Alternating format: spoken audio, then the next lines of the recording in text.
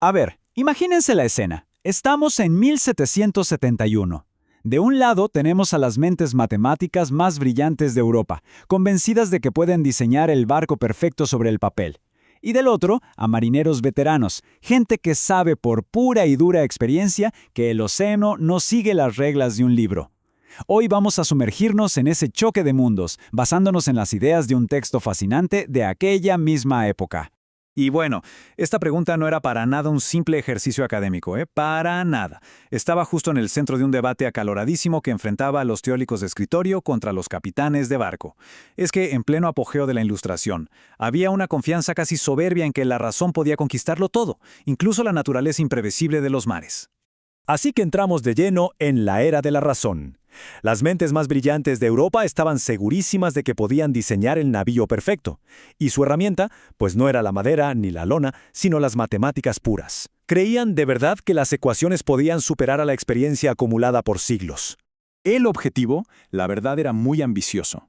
Querían reemplazar esa sabiduría de los constructores navales, esa intuición, esa conexión con los materiales, querían reemplazarla por la fría y dura certeza de las fórmulas geométricas. Era básicamente la intuición contra la integración. Y vaya que lo intentaron.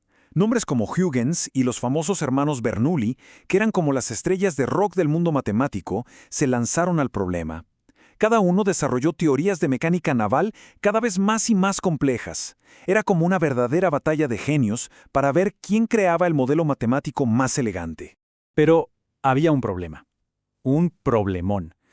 Todas sus ecuaciones elegantísimas se basaban en supuestos hechos desde la comodidad de un estudio, muy lejos del rugido del océano. Daban por hecho que había condiciones perfectas, que el agua casi no ofrecía resistencia e incluso que los barcos eran simples rectángulos. Estos supuestos, como vamos a ver, eran el talón de Aquiles de todo su edificio teórico. Mientras tanto, allá en el mar, los marineros se rascaban la cabeza. Hablaban entre ellos, porque sabían que algo no cuadraba. Las cartas y los cálculos de los matemáticos podían decir una cosa, pero la sensación de la cubierta bajo sus pies les decía otra, muy distinta. Lo que funcionaba en el papel, en el agua fracasaba de forma espectacular. Y aquí es donde nuestra historia da un giro interesante. Entra en escena Jorge Juan, un oficial naval y científico español. Él no era solo un hombre de libros, era un hombre de mar. Y decidió que ya era hora de que alguien pusiera a prueba todas esas teorías de salón contra la dura e implacable verdad de la experiencia práctica.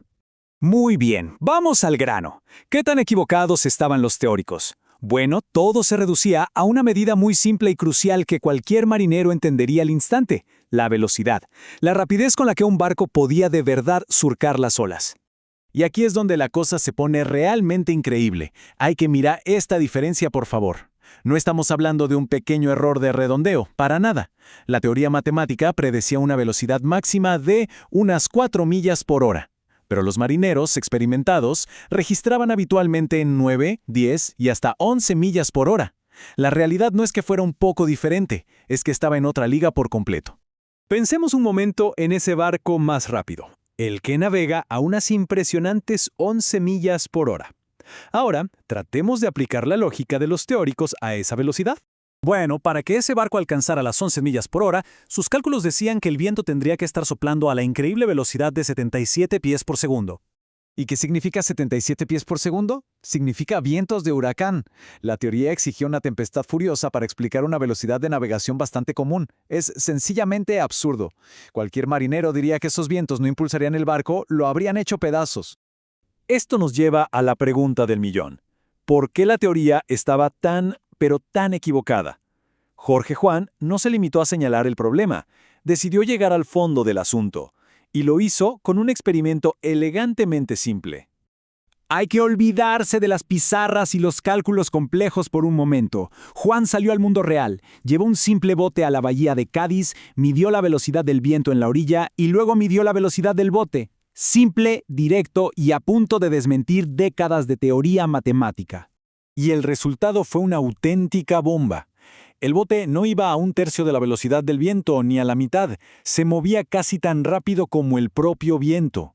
Este único y sencillo hallazgo destrozó por completo la suposición fundamental en la que se habían basado todos los matemáticos, esa idea de que la velocidad del viento era casi infinita en comparación con la del barco. Este experimento reveló el error fatal en su forma de pensar. y todo tenía que ver con la resistencia.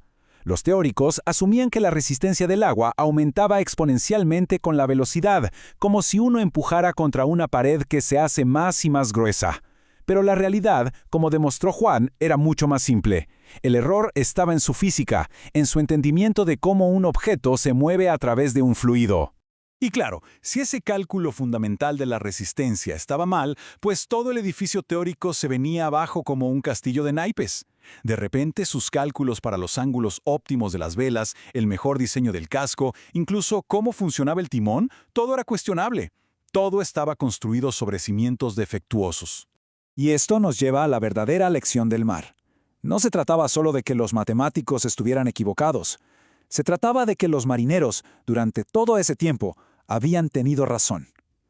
Su conocimiento práctico, que por mucho tiempo fue menospreciado, era en realidad un tesoro de sabiduría profunda, ganada a pulso. Los marineros sabían cosas que no se podían calcular en una pizarra. Sentían en los huesos cómo un ligero cambio en la carga de la bodega podía afectar todo el equilibrio del barco. Entendían de forma intuitiva cómo la posición de un mástil podía hacer un navío más rápido o más estable. Era un conocimiento aprendido con las manos y el viento, no en los libros. Y acá es donde todo se vuelve de verdad alucinante. Este nuevo entendimiento, nacido de la práctica y no de la teoría, llevó a una paradoja asombrosa. Resulta que, con el diseño y el aparejo adecuados, un barco puede navegar más rápido que el mismísimo viento que lo impulsa. Pensemos en eso un segundo. Es algo que la vieja teoría habría considerado simple y sencillamente imposible. La lección final entonces fue clara.